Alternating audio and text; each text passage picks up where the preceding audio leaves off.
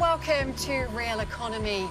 We're in Vienna to hear from Ukrainian refugees who are looking to find a job here. Ukrainians fleeing Russia's war in their country have the right to live and work in the EU for up to 3 years. But how difficult is it to find a job?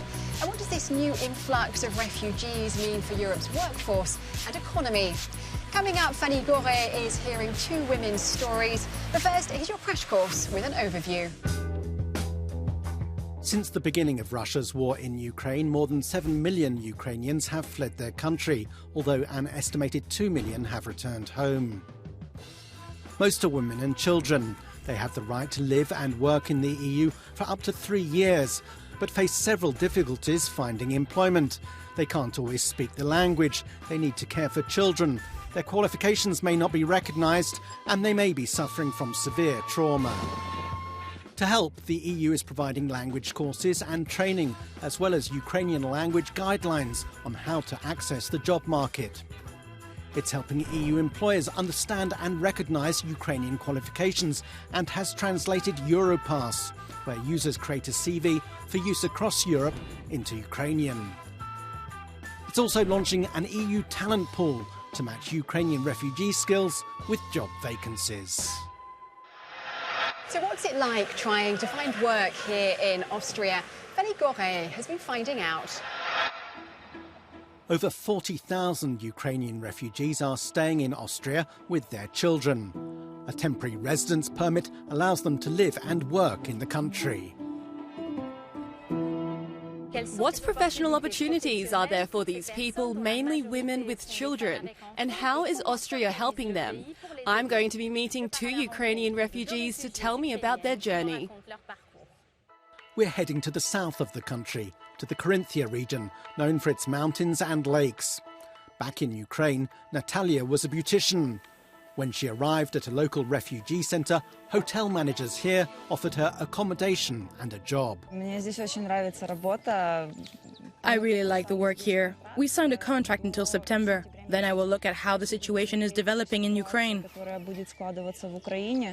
The tourism industry in Austria is booming, and since 2019, the number of job vacancies in the hospitality sector has doubled, with many employers unable to find staff. For manager Alexandra, offering available rooms and vacant positions to Ukrainian refugees for the summer season was an obvious choice.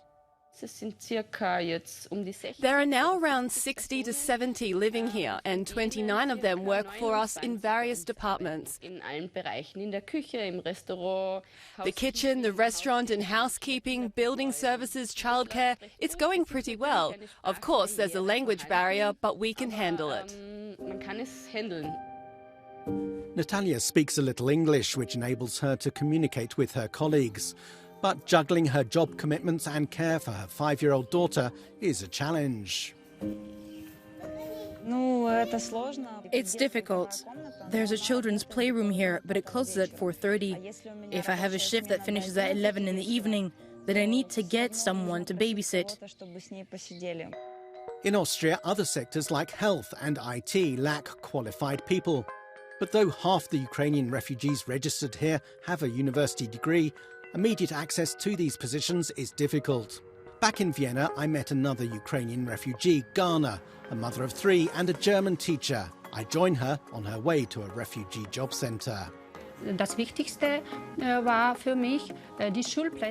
most important thing for me was finding school places for my 3 children. Now I've found that, I'm looking for a job.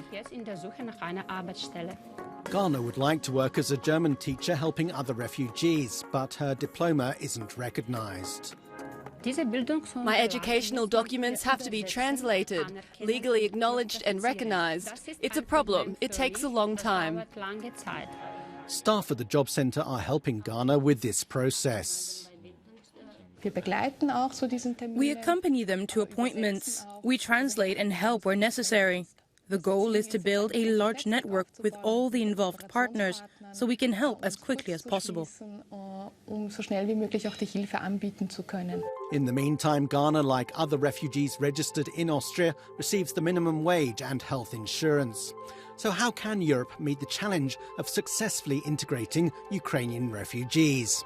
I put the question to Sandra Leitner, a specialist in migratory movements. If it's only about the labour market integration, if we factor out cultural aspects, political backlash, we learned a lot, I think, from the previous waves in terms of what really is important to smoothen the transition into the labour market, and that's language, education, recognition of qualifications, and with all those elements in place, I think anyone can be welcome.